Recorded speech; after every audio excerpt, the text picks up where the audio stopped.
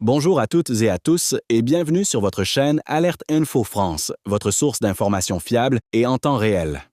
Aujourd'hui, nous faisons le point sur la situation sécuritaire préoccupante dans l'est de la République démocratique du Congo, plus précisément dans le territoire de Walikale, au nord Kivu. Des affrontements récents ont conduit à un changement de contrôle dans un village stratégique. Voici les détails. Le village de Kateku, situé dans la localité d'Iremia, au sein du groupement Ikobo, dans le territoire de Walikale, a connu un nouvel épisode de violence ce jeudi 26 mars 2026. Selon plusieurs sources locales concordantes, ce village est désormais passé sous le contrôle des forces locales connues sous le nom de Wazalendo. Cette prise de contrôle fait suite à des affrontements directs entre ces groupes d'autodéfense et les rebelles de l'AFC/M23 qui occupaient la zone. Les combats ont éclaté en début d'après-midi et se sont intensifiés rapidement, plongeant la population dans une situation de grande insécurité. D'après les informations recueillies sur place, les affrontements ont duré environ 2 heures, avec des échanges de tirs nourris. Les Wazalendo, mobilisés et déterminés, ont finalement réussi à reprendre le contrôle du village après ces combats. Le bilan provisoire fait état d'au moins un mort du côté des rebelles de l'AFC/M23, bien que ce chiffre puisse évoluer. Sous la pression exercée par les forces locales, les rebelles ont été contraints de battre en retraite. Leur repli s'est effectué en direction de Buleosa, considéré comme le chef-lieu du groupement Ikobo. Cette situation a provoqué un nouveau déplacement massif des populations civiles, déjà fragilisées par les conflits récurrents dans la région. Une partie des habitants a fui vers Buleosa, espérant y trouver refuge et sécurité. D'autres civils ont pris la direction du territoire voisin de Lubero, dans des conditions souvent précaires. Les sources coutumières locales confirment ces mouvements de population, ainsi que la reprise du village par les Wazalendo. Malgré cette reconquête, la situation sécuritaire reste extrêmement volatile dans cette zone du Nord Kivu. Des mouvements réguliers de groupes armés et des affrontements sporadiques continuent de menacer la stabilité et la sécurité des populations locales. Bien que le village de Kateku soit actuellement sous le contrôle des Wazalendo, la situation reste fragile et incertaine. Les populations civiles continuent de payer le prix fort de ces conflits persistants. Merci de nous avoir suivis sur Alerte Info France. N'oubliez pas de vous abonner à notre chaîne, de liker cette vidéo et de partager pour rester informé en temps réel. À très bientôt pour une nouvelle édition. Dans d'autres informations. Dans un contexte international marqué par une montée des tensions et une incertitude croissante, la confrontation entre les États-Unis, Israël et l'Iran suscite de nombreuses interrogations quant à son évolution et à ses implications globales. Ce climat d'instabilité, largement relayé par les médias internationaux, semble révéler une dynamique difficile à contenir et dont les conséquences pourraient dépasser le cadre régional. À travers cette analyse, nous proposons d'examiner les ressorts de cette crise, ses limites stratégiques ainsi que les défis qu'elle pose à l'ordre international contemporain. Body, la séquence actuelle de tensions, s'inscrit dans une continuité conflictuelle qui, loin de s'apaiser, semble se complexifier au fil du temps. Les interactions entre les différents acteurs ne relèvent plus uniquement d'une logique de dissuasion, mais traduisent une confrontation diffuse, marquée par des actions indirectes et des signaux contradictoires. Dans cette configuration, la perception d'un enchaînement incontrôlable gagne en intensité.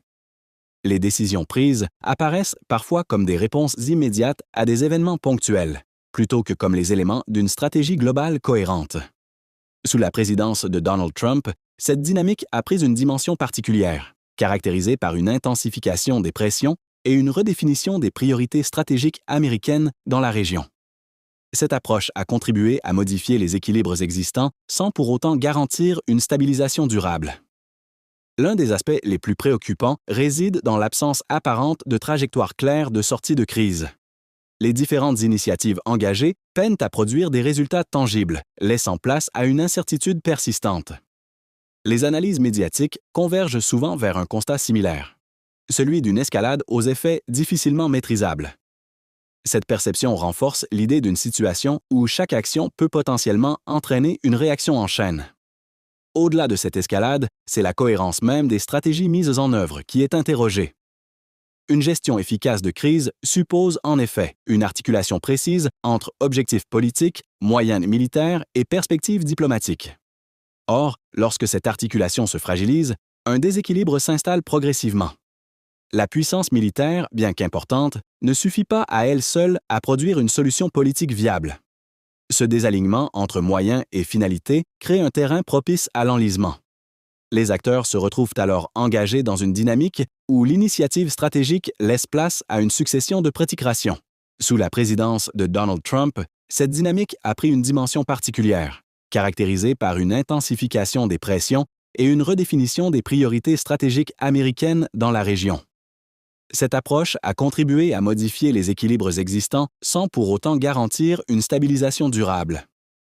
L'un des aspects les plus préoccupants réside dans l'absence apparente de trajectoire claire de sortie de crise. Les différentes initiatives engagées peinent à produire des résultats tangibles, laissant place à une incertitude persistante. Les analyses médiatiques convergent souvent vers un constat similaire, celui d'une escalade aux effets difficilement maîtrisables. Cette perception renforce l'idée d'une situation où chaque action peut potentiellement entraîner une réaction en chaîne. Au-delà de cette escalade, c'est la cohérence même des stratégies mises en œuvre qui est interrogée. Une gestion efficace de crise suppose en effet une articulation précise entre objectifs politiques, moyens militaires et perspectives diplomatiques. Or, lorsque cette articulation se fragilise, un déséquilibre s'installe progressivement. La puissance militaire, bien qu'importante, ne suffit pas à elle seule à produire une solution politique viable. Ce désalignement entre moyens et finalités crée un terrain propice à l'enlisement. Les acteurs se retrouvent alors engagés dans une dynamique où l'initiative stratégique laisse place à une succession de prétigrations. Dans ce contexte, la notion de concert de réprobation prend tout son sens. Elle traduit non seulement une critique des actions entreprises, mais aussi une inquiétude plus profonde quant à leur efficacité. Cette inquiétude dépasse le cadre des analyses conjoncturelles. Elle renvoie à une interrogation fondamentale sur la capacité des puissances à transformer un avantage initial en solution durable. Par ailleurs, l'impact de cette crise ne se limite pas à la région concernée. L'interconnexion des systèmes internationaux amplifie ses répercussions à l'échelle mondiale. Les dimensions économiques, politiques et diplomatiques sont directement probables, illustrant la fragilité des équilibres globaux face à des tensions prolongées. Dans un monde déjà marqué par de multiples vulnérabilités, cette situation ajoute un facteur supplémentaire d'incertitude. Elle contribue à fragiliser davantage un ordre international en mutation. L'absence de résolution claire alimente une forme d'usure stratégique. Aucun des acteurs ne parvient à imposer une issue décisive, ce qui prolonge l'instabilité. Ainsi, la crise actuelle met en lumière les limites des approches traditionnelles de gestion des conflits. Elle souligne la nécessité de repenser les mécanismes de régulation internationale. Enfin, la question centrale devient celle de la lisibilité de l'ordre mondial. Dans un environnement fragmenté, restaurer une certaine prévisibilité apparaît comme un enjeu majeur pour l'ensemble des acteurs internationaux. Conclusion. En définitive, la confrontation entre les États-Unis, Israël et l'Iran dépasse largement le cadre d'un simple affrontement régional. Elle révèle les tensions profondes qui traversent le système international et met en évidence les défis liés à la gestion des crises contemporaines, entre incertitudes stratégiques, déséquilibres structurels et absence de solutions claires.